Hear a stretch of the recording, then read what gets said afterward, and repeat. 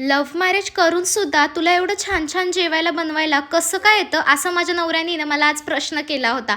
By the way ना, खूप पहिले ना नवीन लग्न झालं होतं तेव्हा मी काकडीचे थालीपीठ ट्राय केले होते आणि तेव्हापासून ते ह्यांना इतके आवडतात ना, तर म्हटलं चला आज नाश्त्यासाठी ना मस्त तसंच करावं काहीतरी.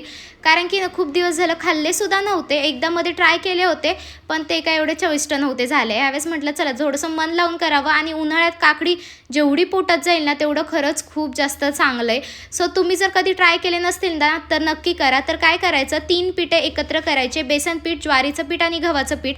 त्यामध्ये बेसिक मसाले टाकायचे, जिरं टाकायचं, कोथिंबीर असेल तर कोथिंबीर टाका, माझ्याकडे नव्हती त्यामुळे. नंतर काकडी खिसून टाकायची आणि त्यानंतर त्याला आहे ना छान असं पातळ असं थापून घ्यायचं आणि त्यानंतर आहे ना मीडियम फ्लेमवर आहे ना त्याला मस्त असं ना तुपात किंवा तेलासोबत तुम्ही भाजू शकता आणि इतके छान लागतात ना.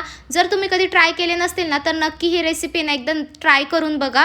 आणि त्यानंतर आहे ना मी त्याचबरोबर तुम्हाला माझं रुटीन शेअर करते. आज सकाळपासून बिलकुल पण लाईट नव्हती. 3 वाजता अक्षरशः लाईट आली होती आणि किचनच्या खिडकीतून आहे ना जेवढं काही मला शूट करता येईल, कारण की तिकडूनच प्रकाश येतो त्यामुळे. बाकी हॉलमध्ये तर पूर्ण अंधारच होता. सो त्यामुळे मी काही शूट करू शकले नाही. त्यानंतर आहे ना मी ही मॅगी ना फर्स्ट टाईम ट्राय केली होती आणि इतकी तिखट होती ना, खरंच नका कोणीच ट्राय करून. मला ती अजिबात आवडली नाही. त्यानंतर आमच्या शोनूचं बघा, झोपण्याची पोज ही कोणती ना मलाच समजलं नाही.